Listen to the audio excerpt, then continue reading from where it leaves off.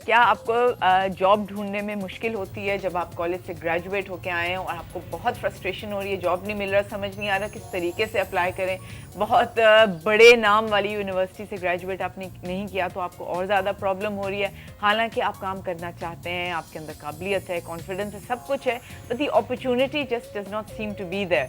Well, hire labs has introduced the concept of the employability test कि क्या आप employable हैं कि नहीं, क्या आप नौकरी कहीं पे अच्छी तरह कर सकते हैं, उसका एक टेस्ट होता है, उससे आपकी काबिलियत, आई बिलीव शाहरुख, आपकी काबिलियत टेस्ट होती है, लीना की काबिलियत इस वक्त टेस्ट हो रही है, वो टेस्ट दे रही है, एम्प्लॉयबिलिटी टेस्ट होती है, काबिलियत तो हर बंदा काबिल होता है। एम्प्लॉयबिलिटी क्या होती है कि आपके पास कौन सा, आपके पास वो हुनर अभी है जो मार्केट की नीड है, जो कंपनी ढूंढ रही है। बिल्कुल।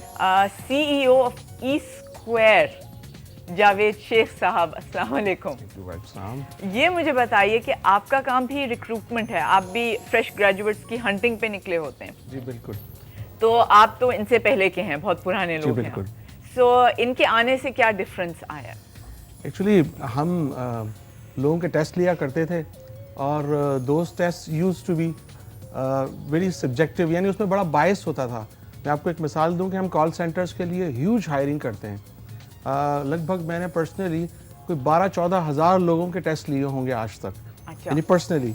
उसमें ये होता है कि हम असेसमेंट ड्राइव रन करते हैं और यूनिवर्सिटीज़ में भी जाते हैं, अपने ऑफिस में भी लोगों को बुलाते हैं, सैकड़ों लोग बैठे हुए होते हैं, पहले रिटर्न टेस्ट हो रहे हैं उनके, फिर ग्रुप असेसमेंट्स हो रही हैं, फिर वॉइस टेस्ट हो रहे हैं, ख़ास कॉल सेंटर के लिए वॉइस भी रिक्वायर्ड होती है ना, तो वॉइस टेस्ट हो रही हैं, वॉइस रिकॉर्ड हो रही हैं, फिर एनालाइज हो रही हैं, फिर उसके बाद जो है वो पैनल इंटरव्यूज़ हो रहे हैं।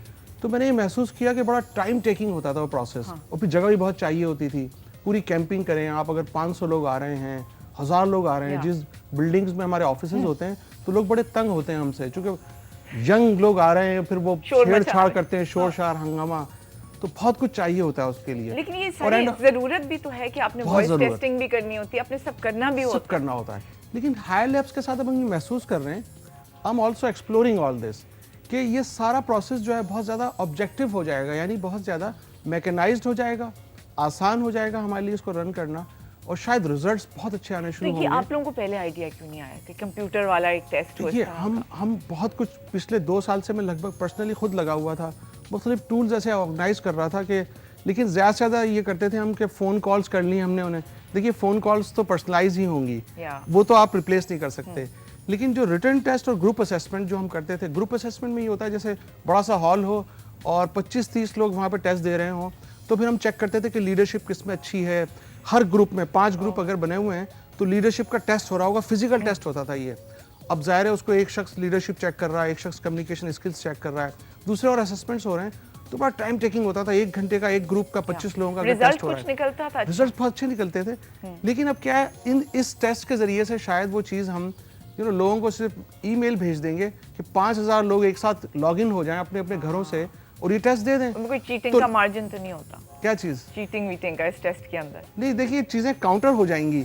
अगर वो वहाँ चीट करेंगे तो बहुत सारी चीज़ें दूसरी ऐसी होंगी कि जो मेरा ख्याल है कि एक मार्जिन देते हुए हम इंटरव्यू में उसको पकड़ लेंगे, बहुत सारी चीज़ों को। ओके, सो ये जिस तरह सलीम साहब इन्होंने कहा कॉल सेंटर के लिए आपने एक टेस्ट करना, that's a different field and यहाँ पे बहुत उसने एक पकड़ रख ली है पाकिस्तान में, तो उसके लिए आप कैसे इस टेस्ट के अंदर उसको अकोमोडेट करते हैं? जैसे शाहरुख ने पहले मेंशन किया था कि एम्प्लॉयबिलिटी टेस्ट काफ़ी सारे फील्ड्स के लिए बना हुआ है, तो आई बिलीव हमारी जो रिसर्च डिपार्टमेंट है उसने इंजीनियरिंग में उसने 19 डिसिप्लिन्स आइडेंटिफाई किए हुए हैं, right. So just with in engineering तो उन्होंने 19 डिसिप्लिन्स को क्लस्टर्स में बनाया हुआ है, और I think out of 19 different disciplines they created about I think 7 different clusters, तो 7 टेस्ट बने इंजीनियरिंग के लिए, राइट। तो सिमिलरली अकाउंटिंग के लिए डिफरेंट बने हैं, राइट, ऑडिट के लिए डिफरेंट बने हैं, बिल्कुल, टेलीकम्युनिकेशन के लिए डिफरेंट बने हैं। कॉल सेंटर में 2 टाइप्स ऑफ